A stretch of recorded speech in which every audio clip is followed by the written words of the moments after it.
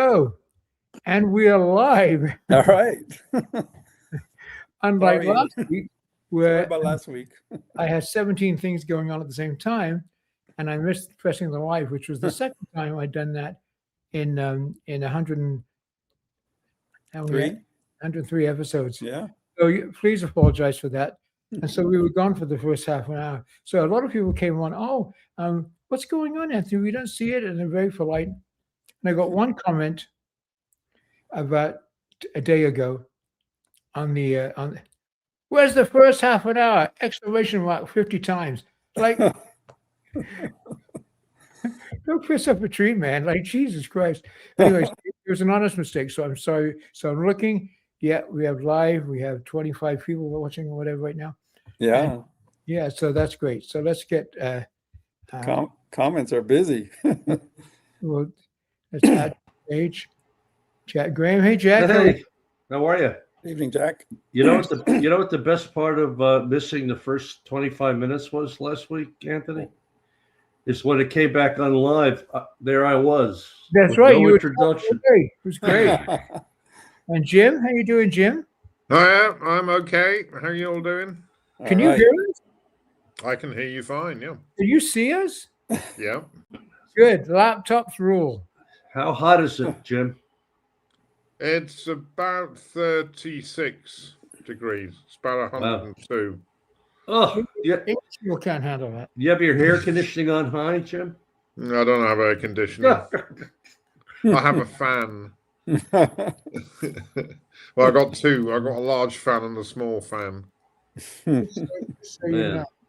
But no, it's hot. I mean, all the trains have been cancelled. People have been told to stay indoors. Wow. Yeah, you know. Why would you want to stay indoors? Wouldn't it be better outdoors, cooler? No.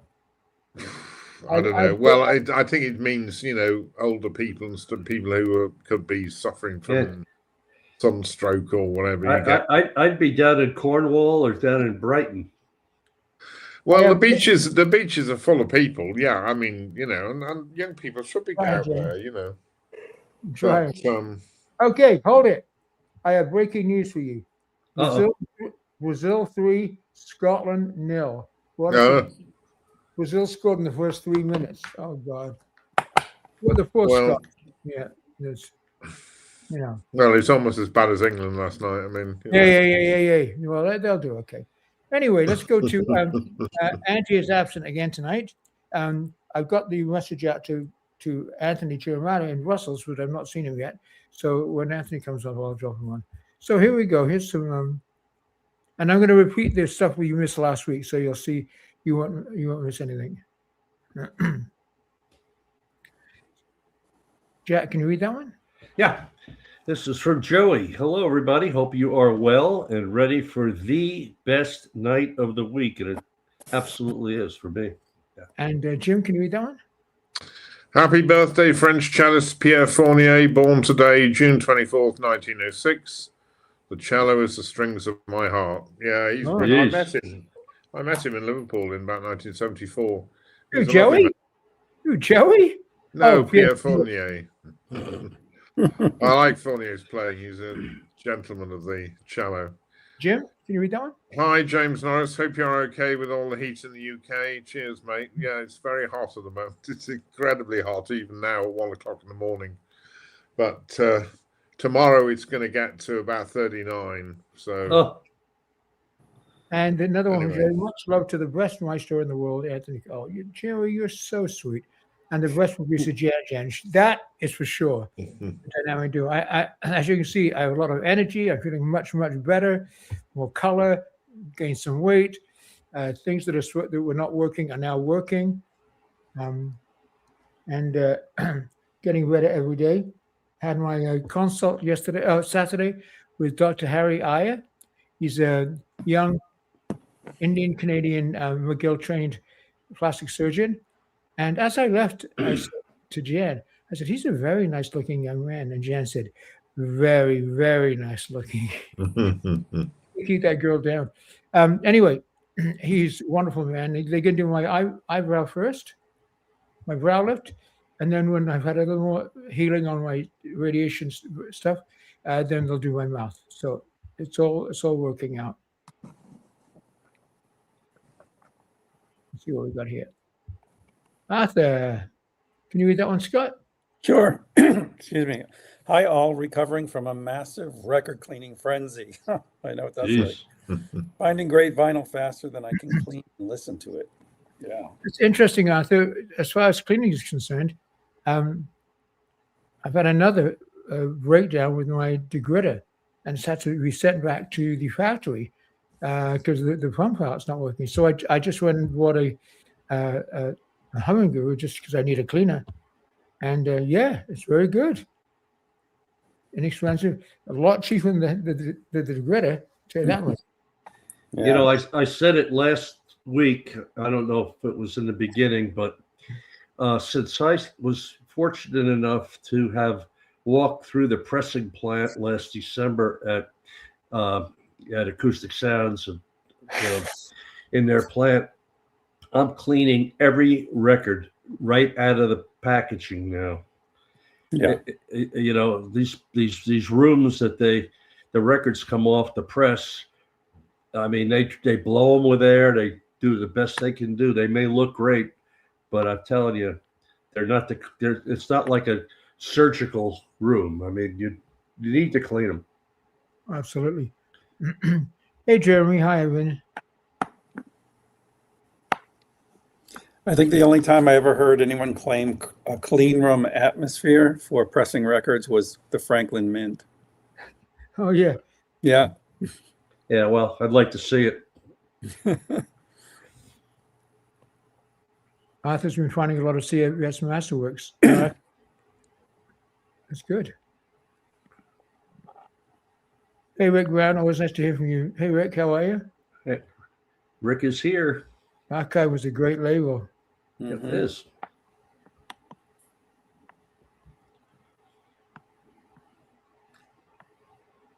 Hey, Peter, how are you?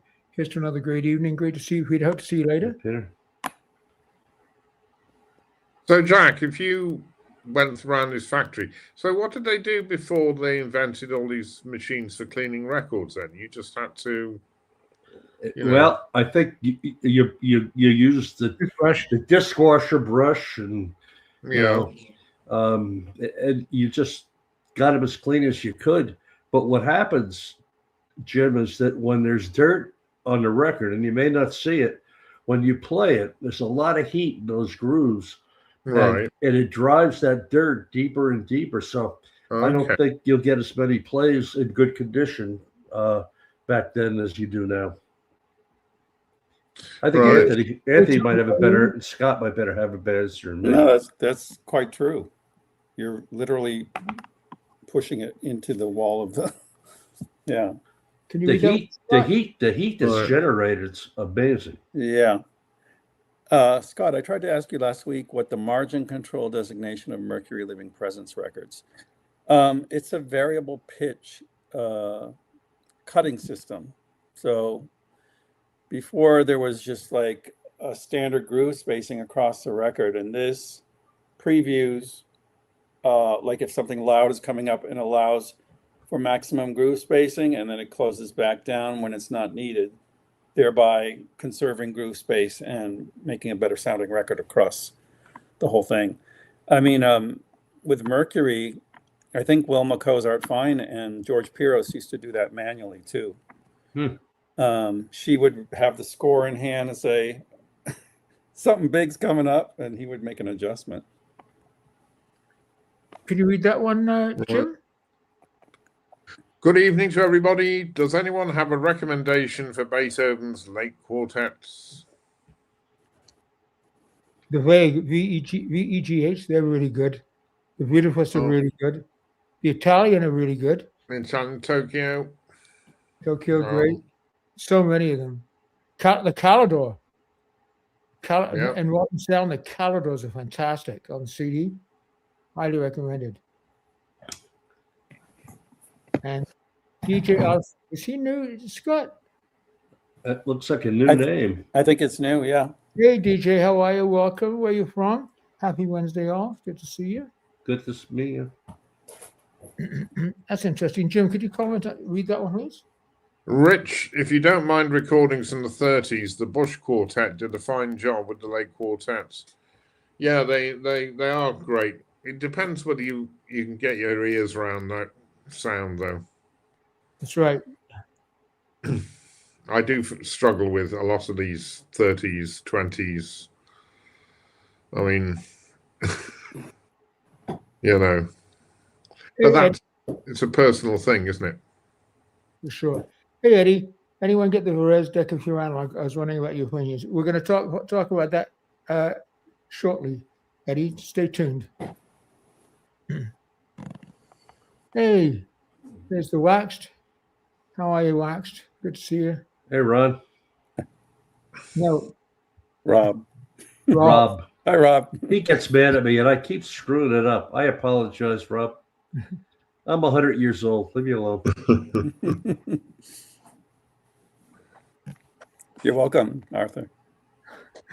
Joey goes, welcome, newbie. Have it happy. Oh, funny. Well, welcome. Here he goes. Oh, he's in New York City. Oh, good.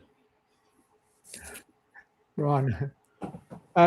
Interesting on the Wax show the other day, they had the photographs of the people going to. Scott, could you stay in the camera? Thanks. I'm sorry. And that's okay, because you're subject to my conversation right now. There was a lovely photograph of Scott, looking very handsome, and Jack, another equally fantastic photograph that Chad put up on the Vinyl Summit site. Oh. So, Yeah. in talk, the YouTubers going, well, we were invited. We were called and we were invited. And not everybody that is in love with this vocation, that needs it for their part of their chi, their id, has been invited, and it's driving them nuts. And they talk about it all the time. I would like to go, but it's too far. And you can just tell they desperately want to go. And there's two people that are going to this Vinyl Vault. There's those who are going, and those who wish they were going. And when they have the Vinyl Summit, it's going to be so much fun that people who don't go. I would agree. I'm paying. This is not. It's not free. I mean, No, paying my blood. No. Anyway, so it's so funny. It's so funny to see them try themselves in knots about why they don't want to go. I'm not talking about Wax, because he has some really good reasons why he's not going. I'm talking about other people that attend his live stream. Yeah. I know some people have questions about logistics, and I'm going to try to answer those in a couple of weeks. I'm going to have Chad on so he can clear up some more of the things about. But logistics are going to be fine. Yeah. There's no issues. You're right, Tony. Tokyo Quartet. Wax says, mine got lost in the mail. Well, you'd be number one to be invited. You're the big schmoozer there, buddy. You'd be great at that show. Anyway, there's that. So let's go to this. Okay, so I'm going to do ones also we missed last week because, of course, I didn't press live stream. Okay. Yeah. Okay, so we've got lots of people watching. So lots of videos from our friend Scott. Scott, can you tell us about that one? Yeah, I'm getting a little busier with my output. So this one was box number 4 from the Weisfeld collection. You may see a different thumbnail for it, and the thumbnail that's out there right now is the same, except it has this on it. Let's show that. I'll get you. This is the first thing out of the box. It's a sealed Starker. Look at that, eh? From Mercury Living Presence, yeah. This was owned by Sid Marks. So that's kind of the premier piece in there, but there's a lot in there. There's a lot of blue and silver. There's some blue and silver. There's some half note, magic note label. Lots of interesting British stuff and a bunch of really cool Mercuries, which I'll show some of them later in the show. If you haven't latched onto the series yet, there's 4 videos now. This is coming up. This is from Definitive Sound Series, a new one step of Marvin Gaye's Let's Get It On. And I have received the test pressing, but not the final release yet. But this is kind of a first impression video that'll be coming up probably this week. This came out 2 days ago. The thumbnail has changed because no one knew what it was about. Our Tone Signature is a new label aimed at audiophiles, doing a classic rock title, in this case, Golden Earrings Moontan. You probably all know the hit song from it, Radar Love. It's great.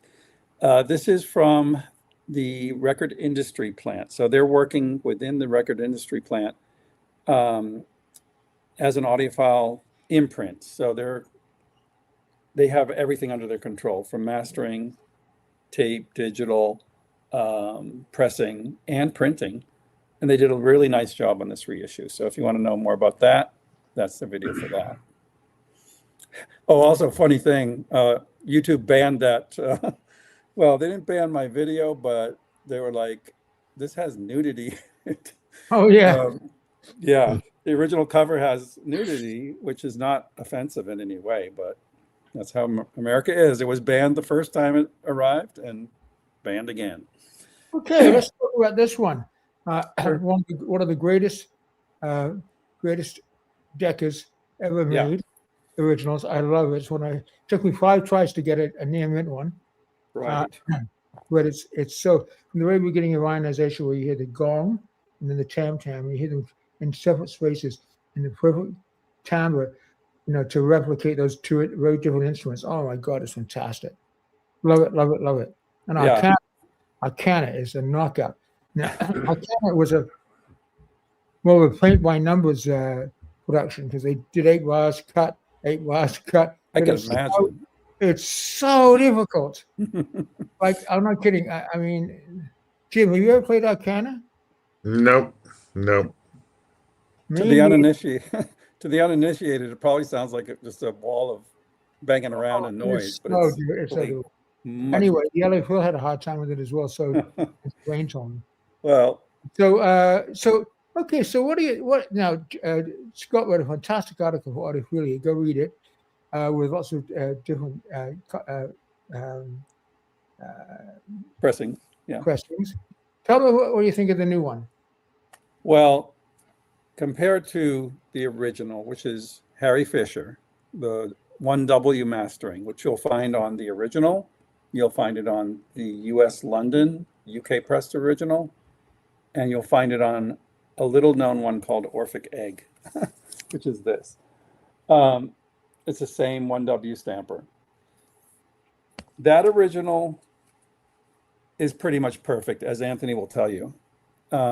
It has an atmosphere about it. It's set back a little bit.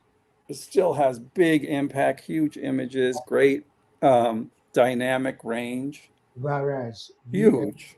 It's just huge sounding. And it just sounds organic to me. Whereas the new one, if you liked their Rite of Spring, which I didn't care for that much, you'll like this, because it's like you're seeing into the stage. It's lit up, like I can see every little thing. And to me, it takes away a little bit of the mystery of it. It takes away a little bit of the atmosphere. In the original, you really feel like you're in the hall.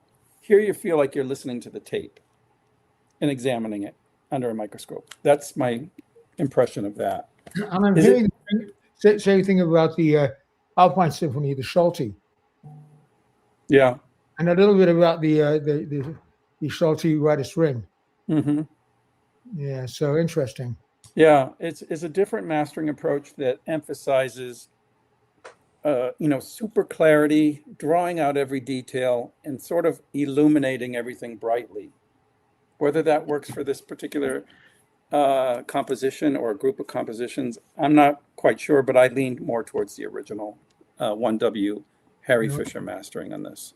But please read the article. It's a lot more information there. Okay, this is a very interesting experiment for me. Wim reached out to me. They said, would you like to review the streamer? I'm like, yeah, definitely, because I'm missing out on the whole streaming revolution. So this is a $380 streamer. And I got to tell you that I'm super impressed with it. Now, of course, I'm not comparing it to multi-buck units, but for someone that just wants to add full functional streaming to a regular 2-channel setup, this is proving to be a real eye-opener. So there will be a review on the Pressing Matters and for Audiophilia as well. Scott, I've had the original WIM streamer. I know Rick Brown has the same one. And I'm going to wait for your review. I find it, for the money, maybe one of the better values in audio today. Absolutely. Having said that, I did replace the electrical, what do you call a little plastic? The power supply. I put in a separate power supply that was frankly more than the streamer. Yeah. But the minute I plugged it in, it opened it up like crazy. One of the great things about this too is if you're not technically, like adept, it's so easy to set up. I was like, you mean it's just like RCA cable to, just like plugging in a CD player. Yeah. If all you're doing is previewing records, man, this is the way to go. I mean, if you're seriously streaming and not buying physical media, I would suggest probably looking elsewhere. But for the money, man, there's just, what a value. I don't know if I don't 100% agree, but I haven't really experienced higher end streamers. But I was using just a Bluetooth streamer from my phone for previewing and buying vinyl. And this has changed it somewhat. And I'm going to explain why in the video. There's certain kinds of music that just works really well with streaming. You know what works, Scott, is stuff without a lot of dynamic range, very quiet piano pieces. Exactly. That's exactly what I found. Where you don't want to hear, even on CD, you can still hear something. And this is just wait for Scott's review. I'm sure it's going to be knockout. Thanks. Yeah, so I'm excited about that. Okay, so here are the new Decca rear analogs. It's a fantastic. He did it twice with the LSO and the Consegular. I think the Consegular one is renowned as being the better one. Anyway, really good. So, but again, you're going to get that. Mind you, the previous Philips, the ones with Colin Davis, oh my God, were fantastic. So maybe one more success with the Philips than the Decca. So with that one, anybody getting that? I haven't decided. No. Now that one I think will be Jim, do you know that one? That's a fantastic recording. Oh, Kangwa. Oh yeah. That was one of the recordings when he first came out, wasn't it? Yeah, it certainly was. So she had she's had a bit of a breakdown, really, which is why she disappeared, wasn't it? Yeah, she went away. She had a bit of a comeback, but didn't take. It didn't. Well, I think she had a bit of a volatile time, I think, But her brother, of course, is now music director of La Scala.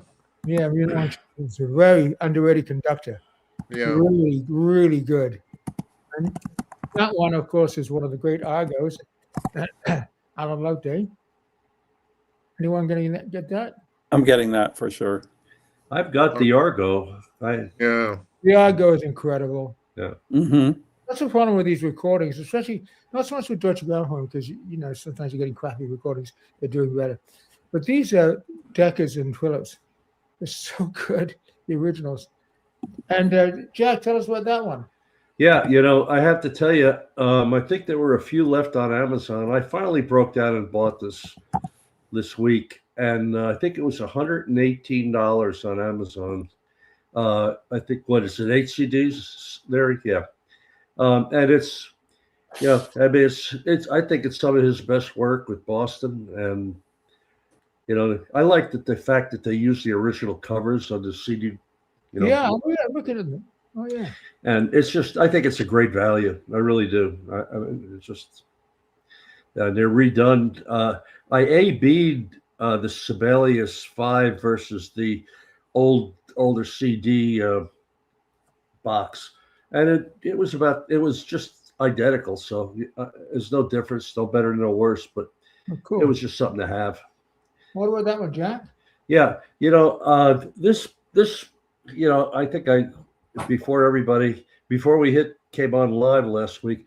Here's something I streamed, Scott, on the whim. Oh, I've got so many Sibelius cycles. I looked at this. I said to Rick Brown on the phone. I said, do we need another Sibelius cycle? It better be good. And plus, he did it, with the home team in Finland. And he had done this before with a different orchestra. I can't remember who. It might have been Swedish Symphony. Or Gottberg, one of the Swedish orchestras, I think, and it was okay. But I listened to 3 of these. I listened to 4, 5, and 7, and they on the whim, and it was amazing. And Undine is a great great label. I mean, it's right up there with Chandos and some of the other good CD labels. So I ordered it. It's coming out in early July. And it was reasonable. I think it was in the 20s on Amazon, and I can't wait to get it. He's an interesting guy. Certainly is. Some good interviews on YouTube with him too, as well, and worth listening to. Okay, I kind of gave away my Brahms one was the homework this week. Next week is the Brahms Violin Concerto. So, Ryan, are you listening? Next week's the Brahms Violin Concerto. Anyway, I listened to a lot of Brahms ones, streamed them, and there are a lot of good ones. The reason I like this one, it's a little bit aggressive, typical Schulte, but the horn playing, in the last minute, Dale Clevenger, it's so bloody beautiful. And I listened to a lot of them, and they were great ones. German horns, and, Stefan in Berlin, and but Clevenger, oh my God, he plays it so beautifully, and I just fell in love with it. So that's my digital Brahms one. My vinyl Brahms one. Thank you, Danny. You still helping me out here? Is that we talked about? That's Yep. From the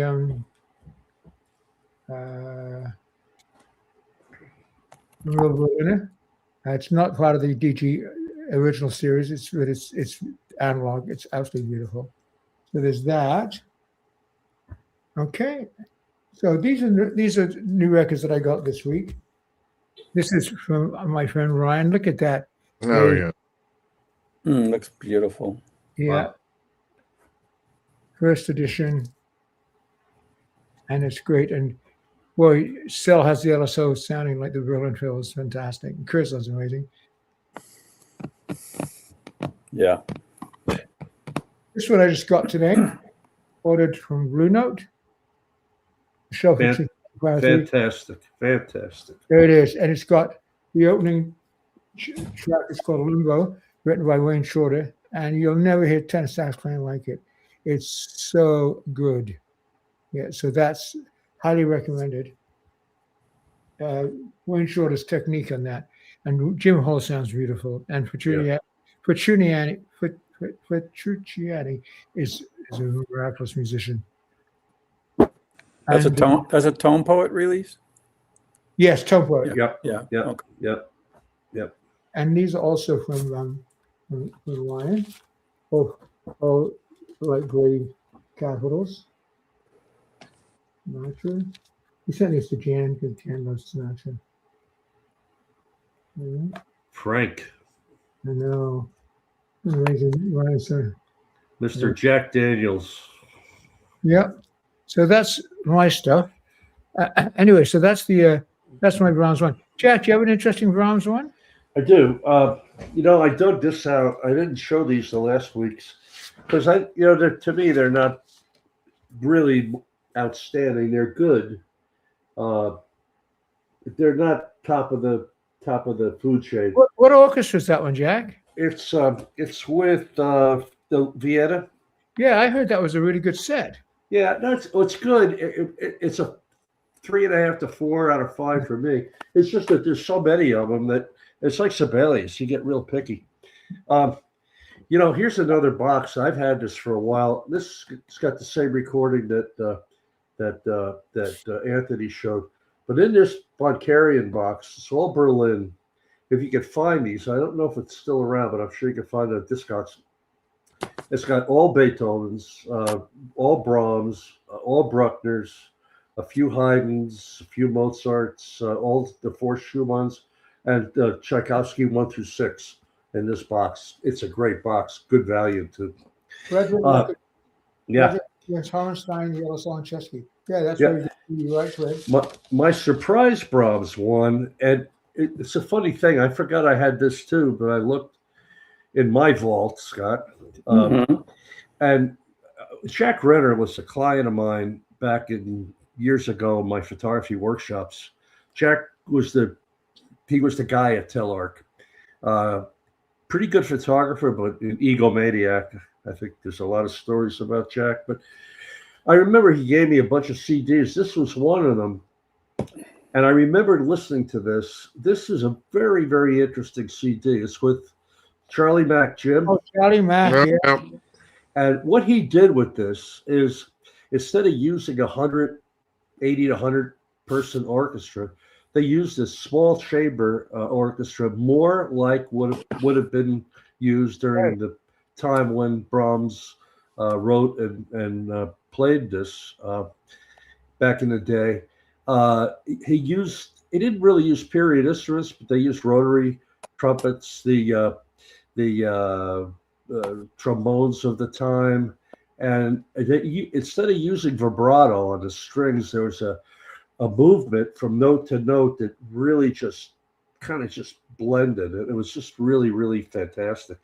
What's really interesting about this is the second movement is Brahms's original second movement, which is different from what we hear on pretty much all the other recordings.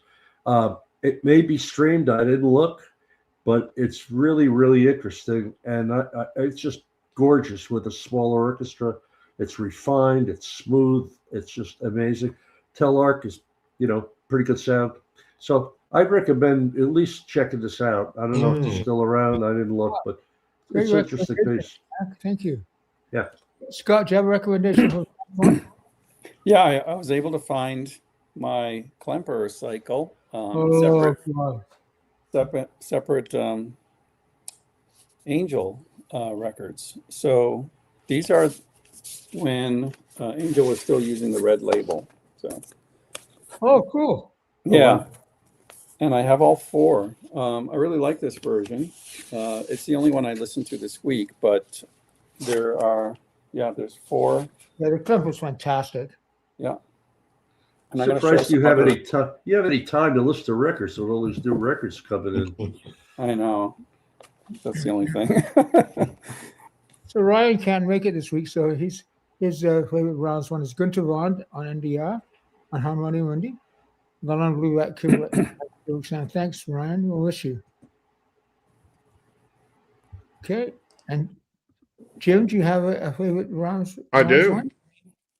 Ansel Dorati, London Symphony. Oh, yeah. And I have to say, I think it's much faster than a lot of people, and it's grittier, but I think for dramatic presence, it's one of the best. And like you say, Jack, the thing about Dorati is a bit like Macaris, they were always very keen on the meticulous, on the absolute, what was it, the construction of the pieces that they conducted. I mean, they would go into it in great detail. And Dorati really does drive Brahms one along in a way that a lot of conductors just let it sort of, oh, it's going to develop by osmosis. Well, no.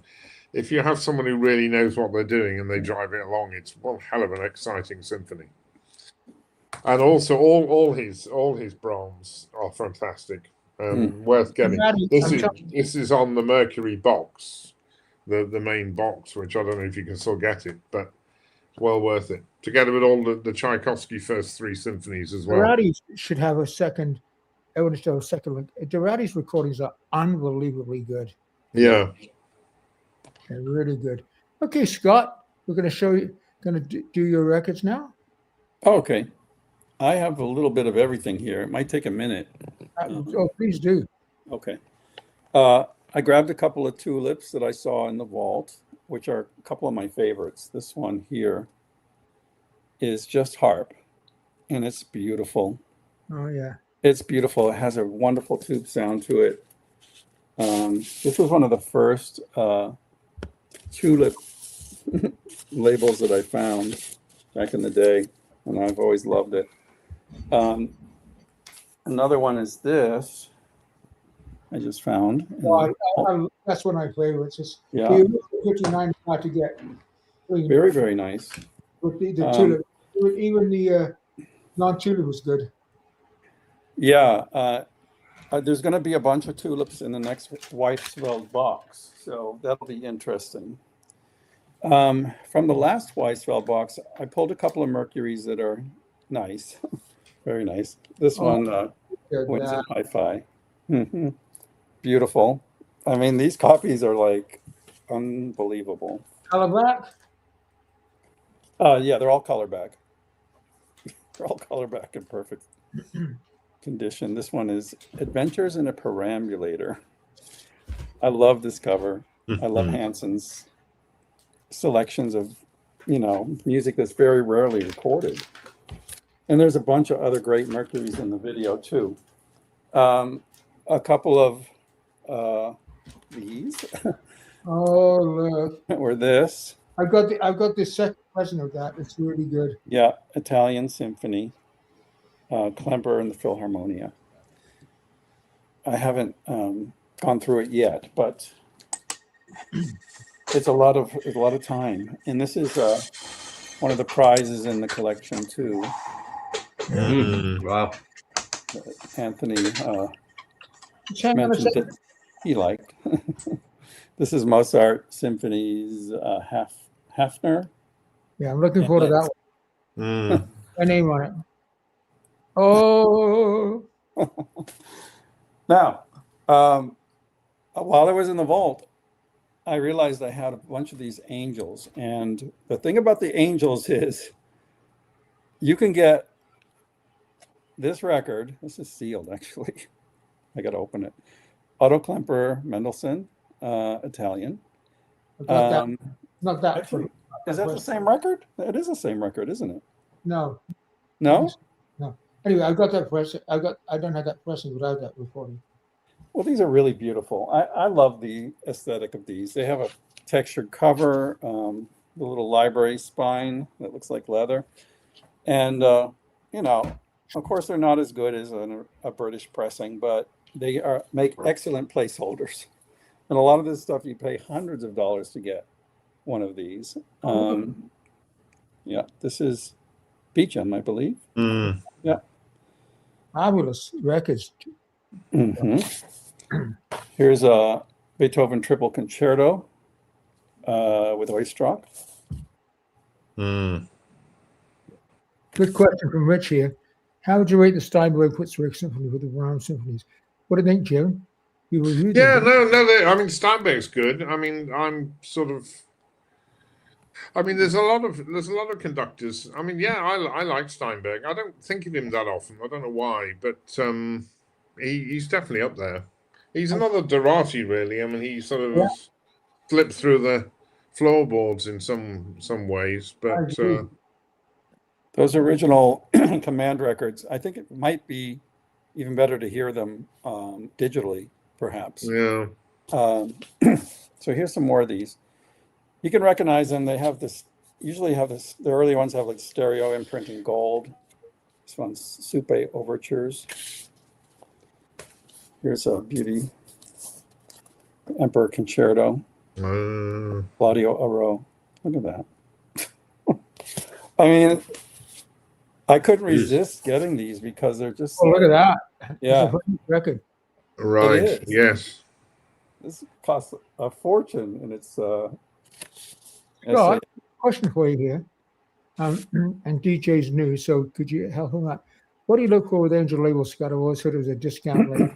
Well, you just explained about that. So it's not a discount label. It's a full price label that was issued in America using EMI recordings. So probably from a copy tape off of the original master, and not pressed with as much care as the plants in England. So, but they're not to be dismissed, especially for $1 or $2.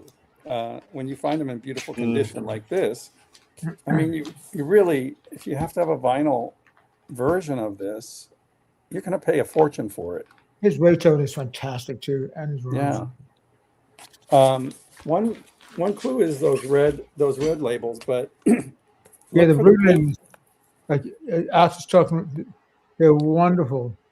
Yeah, the blue labels with this black band, usually I think they refer to the SAX origin of the records.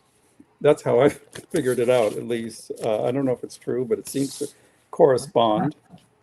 Here's another one. So they're all in immaculate condition, Scott. Yeah, yeah.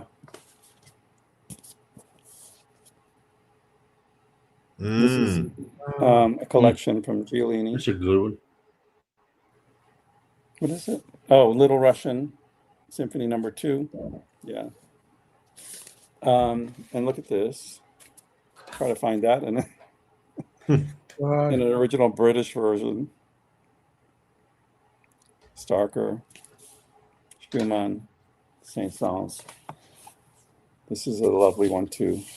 Gluck. Ballet music. Yeah. A little hard for me to read here, but just a couple more. That's a famous one. Yeah. Oh yes, great. Giulini's another great. The orchestras loved him because he's such a great musician. I think this was reissued by Testament, if I'm not mistaken.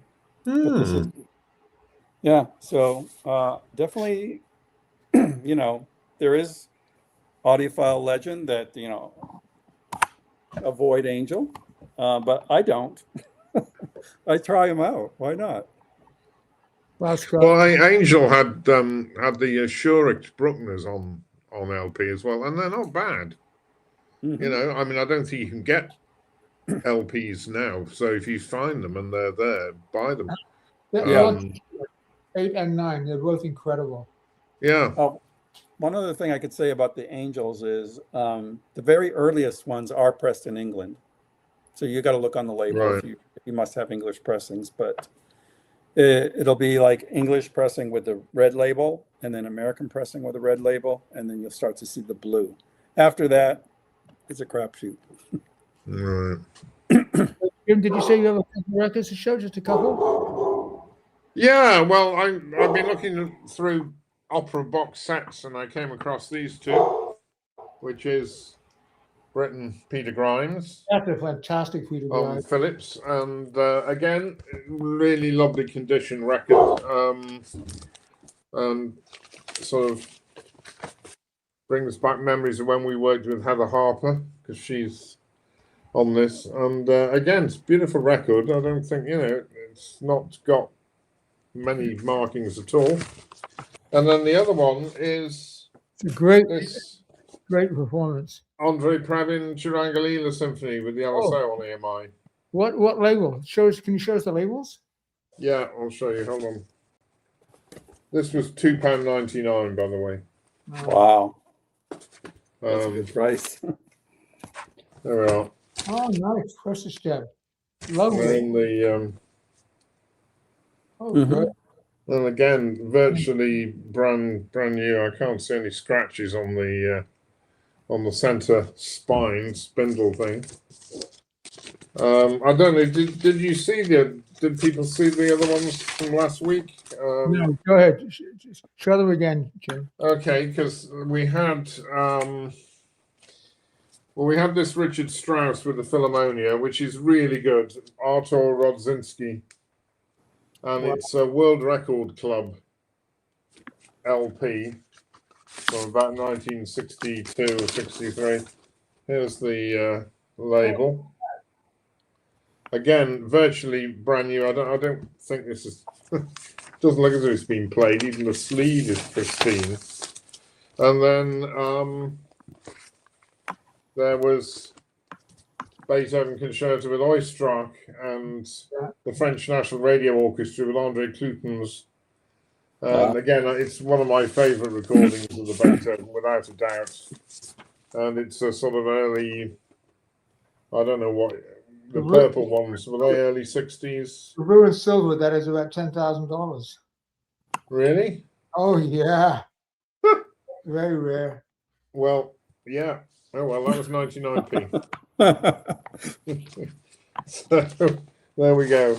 And then finally, there was Stokowski doing Fire, Eleanor, Borujo, and Wagner, Tristan, and these old scenes on a, well, as you can see, CBS.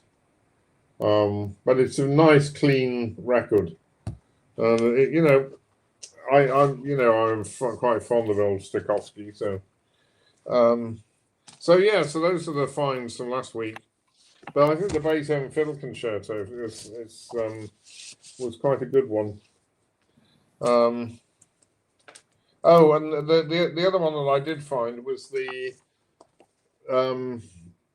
Berlioz Requiem with Munch. Oh, wow.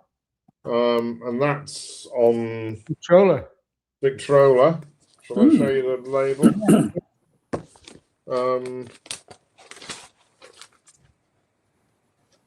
There you go. Nice. Again, nice clean record.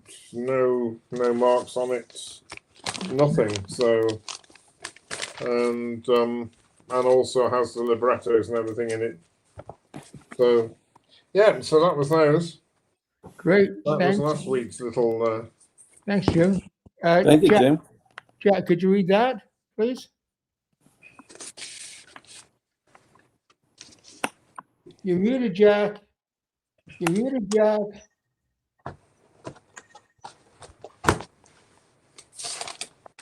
Still muted, Jack.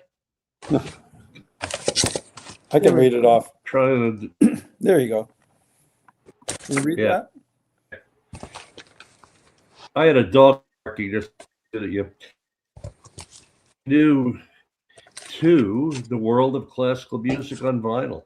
I've been watching some of your old videos and I've learned a lot. Well, welcome. Yeah. Where are you from? Yeah, where are you from? Great. Okay, Jack, you're up. Shows your record. Great to have new people. All right. So let's see. Number one. Brandenburg 1, 3, and 4 on Telefunken.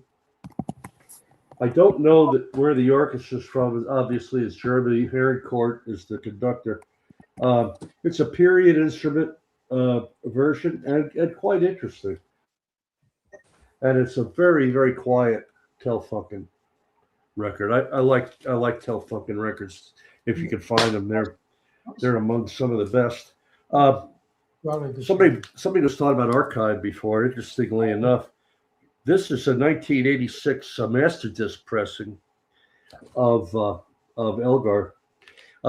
This in the South is a beautiful piece of music. And I'm sure you could probably find this for relatively small amount of money, and it's it's that archive label, and it's real good. I love that Scottish orchestra with Gibson is one of my favorite orchestras.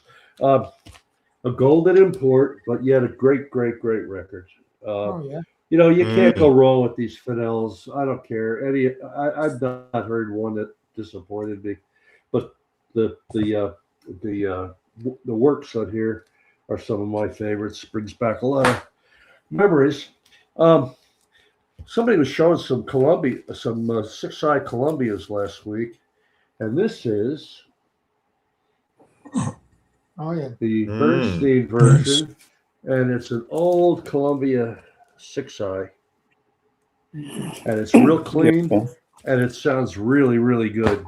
And then while I was pulling that out, one of my favorite renditions or versions of the Sibelius Finlandia, of course, on here is Peer Gynt and Swedish Rhapsody, which is Alphen. But Ormandy does a great job. The strings on here are so lush. Philadelphia just plays the crap out of this. And again, it's a Columbia 6i, old Columbia. I pulled out, I don't know why I pulled this out. I think I might have shown this. I know other people have shown this. For those of you, especially people like the Auditory Vinyl who's new, this, I'm not going to talk too much. We beat this to death, this recording. But this is, I think everyone should own this record. Yeah. This is It's gorgeous. This is as classic, and it's one of the top 10. In my top 10. Chandos, this is a DMM, but it's a good DMM, and it's Elgar. Yeah, and it's really, really, really good. It's that DMM green Chandos label, but super. And you can pick these up if you can find them relatively inexpensively. And finally, last but not least, it's Von Karajan doing the Tchaikovsky, Romeo and Juliet, and Nutcracker, and it's real good. And guess what, folks? Tulip. Oh, nice. Yep, Tulip. And I looked in my vault. I didn't know I had this, but I listened to it today. Boy, Scott, it's kind of like, I think that deck, and it's very, the sound on this is pre-Von Karajan tweaking. It's real good. Yeah. Awesome. Anyhow, Thank you. that's it for me. Thank you. Put the link out again. You got Peter here. So Peter, you got lots of time? Show some records. Oh yes, I have a few. Last week I misidentified this one. It's a Mahler Symphony, all right, but it's the second. And this is a Decca. It's Zubin Mehta with Koturush. I think this is maybe one of the top 2 records that I own in terms of sound. Wow. It's just beautiful. And it's a 2 LP set, of course. So it got me to wondering, well, what other, I have about 7 different number 2s. A couple of them are on CD. This one is well regarded, and it's the documentation in it is really something. But I found that harsh in terms of sound. It's an early digital. And I don't know, maybe if I listen to the whole thing, I'll like it better. Then I have another digital one. This is, yes. Peter, do you know who he is? The conductor. He's a conductor? You know the conductor? Oh, Fisher. No, Didn't I say? No, the previous record. Yeah. Kaplan. You know who he is? No. He's a businessman, and he only conducts one piece of music. This one. That's it. That's it. I couldn't evaluate the conducting. I just found that the documentation is special, and the sound to me was a bit sharp. This is rattle, and the sound on this one is much better. In fact, it's quite good. I liked it. But I have some others. This one is paired with the 8th, and this is the early of 2 that I know of, Klemperer. And my record's fairly beat up, but it's interesting to hear how he does it. His architecture is interesting to hear. Wow. Of course, he knew Mahler, and the same goes for Walter. And this record's a little old too, but another good performance, but it's on the budget label. You know, it's not going to be a Decca, that's for sure. Lots of resurrections. I'm sorry? Lots of resurrections. A lot of resurrection Oh, recordings. yes, I have about 7, as I said. So this one is the Schulte, and it's on EMI, I think, right? Jubilee London again. So yeah, this is a good recording. And I got to move along here. Here's finally, this is Bernstein, 63. That's amazing. That's a good record. Yeah, that's a good record. And so now the second part of my show has to do with something I showed earlier. And I remember asking Scott about this particular label, first component series. In fact, I just ordered one from the Wax that's Louis Armstrong. But it turns out a guy named Sidney Fry started the company just as stereo was coming onto mass market. And all of his recordings tend to emphasize the stereo effect. The recording is not too bad. As you can see, it's the, let's see, Otmar Marga directing the Nuremberger Symphony. So not a big orchestra, right? And this is what the label looks like. So I don't know, it's certainly not audiophile by our standards anymore, but he was trying to get people into stores. At that time, you could buy your records and your equipment in the same place. And he had a whole series of these, the Dukes of Dixieland. Right. And boy, they put out the sound, I will say that. Yeah. And even he did one to emphasize special effects. Yeah, there was a lot of that stuff. There's a ton of it around. So yeah, but you know, they're a fascinating part of history, I think. I do too. So here we have, continue with my Beethoven expose. This record is the only Schnabel I have, and it dates from 1952. And it's actually a remake from 78's, recorded in the middle 30s. And I have to confess. What repertoire? Oh, this is Beethoven sonatas 24, 27, and 32. Yeah, his wife wrote to his wife, and he said, "EMI are trying to kill me." He's no breakdown. So it's on a gold RCA label. It's like a collector series. Anyway, I have to confess that I do a bit of restoration on records like this. In this case, not much was necessary, but it's an old record. But it sounds amazingly. By the time I got done with it, it sounded pretty good. So other Beethovens I've got here are Faras doing the violin concerto. I don't remember ever hearing his name come up in all of the times I've been listening to this. He's so underrated. Yeah, and it's a great record. It's not a tulip though, but it's still a really nice recording. I've had it forever. And here are a couple of others. I'll go quickly through it. This is Beethoven Sonata and Brahms Sonata, played by Maurice Gendron. Gendron, and it's a 6i. Nice record. Let's see, what have I got here? Stephen Bishop doing some piano sonatas. Another fairly underrated guy on Phillips. I didn't realize he was married to Martha Argerich for a while. Oh yeah, I didn't know that. Everybody's been married to Martha Argerich. So here is Geese King doing Moonlight. Oh God, Geese King. It's one of those that has the spine, the dowel spine, and it's an old angel.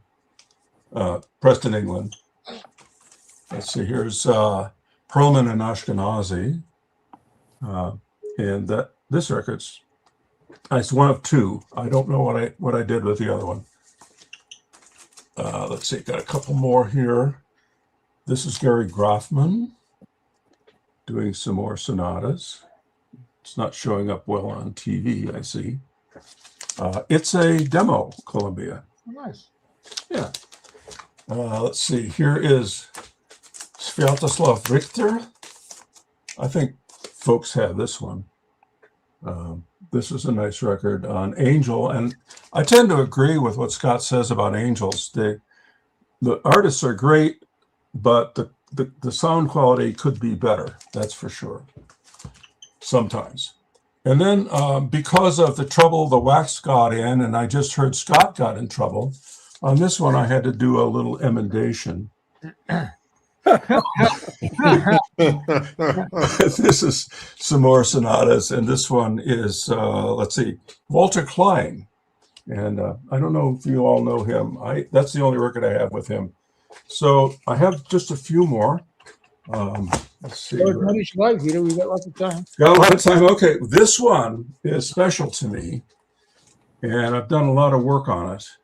This is part of a series, and I'm not sure how many actually got produced, called Music Appreciation. They are repressings with the same metalwork of let's see, what is it? Vanguard, and this is Oistrakh 1953. And what's really cool about this one, it's on this particular label. Reader's Digest marketed them, and each of them came along with a second record that was commentary or analysis. And in this particular case, the gentleman who gave it helped me understand where the sonata form came from. And it was really useful. So it's a little 10-inch, looks like that. So it'll get me warmed up for when I go through this, which is Heifetz doing all of the violin and piano concerto sonatas with a couple of various pianists. So I got through them all. Thanks for the time. Thank you so much, Peter. Great having you on. It's nice to be here. So we've still got Alan before we have to go. Hey, Alan. Hey, everybody. We're quite short tonight. I was expecting Anthony Giovanni from Brussels. Something must have happened. And of course, Angie is still away. So we're a little short tonight, but that's okay. Alan, go ahead, friend. Show as much as you like. Okay, I've got a few here. Great. This is on Mercury Living Presence. Oh, yeah, that's a great one, man. Is it a color back? Oh boy, look at that. And it's a very nice condition. You can. Oh, yeah, that's a cracker. It's one of Jim's crackers. Then I have a couple by Itzhak Perlman. This is solo pieces, the 24 Caprice by Paganini. It's a French label. It was about a postage stamp. So here we go. There, yeah, French Western. And the second one is the Ravel Tizagani Oh, yeah. with the full orchestra. Again, same label. Very good. Then this one is on London, Chabrier Ansermet. I love That's that. yeah. Yeah. The L'Orchestre beautiful. Suisse Romand. Where'd you get that from, Alan? Flowering Spikes. Uh-oh. Did you see his video last week? Yeah, Big spender. amazing stuff that guy has. But he's quite an interesting fellow. Yeah, Like he was Yeah. wearing a suit and tie, yes. and he was talking, and all of a sudden he started belching. And I was like, To his son. what the hell is all that about? And then, yeah, You The can last one he dress. forgot to edit out when he was vaping. Yeah, right. yeah. You can dress them up, but you can't take them out. The records were amazing. Someone's asking about late Beethoven string quartets. This Yeah, one's well, really- Oh, yeah. Yeah, Quartetto Italiano. this is on the Philips label. Not the greatest recording, but the playing is fantastic. And then I also have, this is a really good box set by Colin Oh, on the Mercury label. And then my last one, it's on the probably the wrong Angel record. It's the recent one, but it's a good performance, and That's in the collection that I'm with from Harry and the EMI. I love that performance. yeah. It's great. And that's it for me tonight. Thanks. Thank you. So, how's life in BC, Alan? Hot. It's hot again, like it is the rest of the country, I guess. And yesterday we had rain like the whole day, and so it goes from hot to rainy to hot again. You know, it's kind of crazy. I'm staying inside most of the time. Let's just go through some of the comments before we go. Hey, Anthony, just for laughs, I just went to my Cubos that I use for on my whim, and look at all the Calidor content that's on Cubos Yeah, that you all could stream. This is why, man, it's just great to, you know, it sounds it's good. great stuff. So, Marty in Oregon. Hey, Marty. Scott, can you read that, please? Sure. In no small influence by Scott, I started collecting living stereo last year.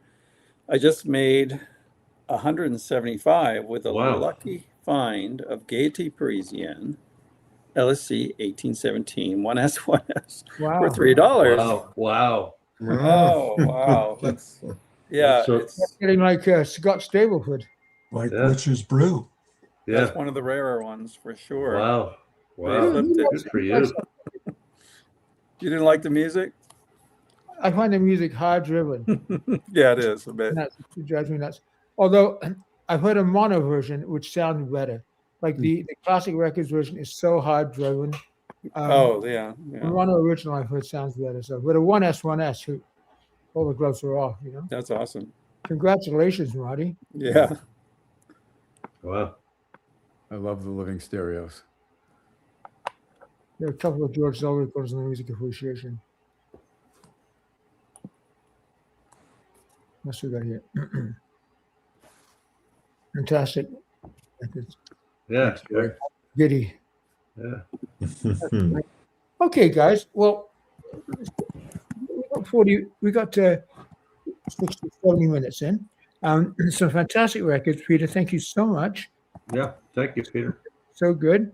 And Alan, it's lovely to see you again. Also, your smiling face. Nice to see you. So, guys, what's going on this weekend? Anything special? Jim will be out getting a suntan tomorrow. Yeah. Stay cool, Jim. I might be away next week actually, but I won't know until probably. So Let us know as soon as you can. I will. Okay. And then we'll Okay. Okay, guys. So we'll say goodnight tonight. And thank you for Peter and Alan coming up. And of course, the greatest peanut gallery. Yep. Yeah. Yeah. Seeing all the great records. And here's a question for you, maybe Scott. What do you think about Connoisseur Society recordings? I think they're wonderful. They really are, especially the piano recordings. There you go. Great. Okay, guys. So we'll see you next week, and hopefully we'll have a slightly longer show. Hopefully Angie will be here, and I'll find out what happened to Anthony. Anyway, good night. Thanks, Anthony and gang. And Good night. Good night, everybody. Thank you for being here. yeah, Yeah. thanks. All Okay. right. Yep.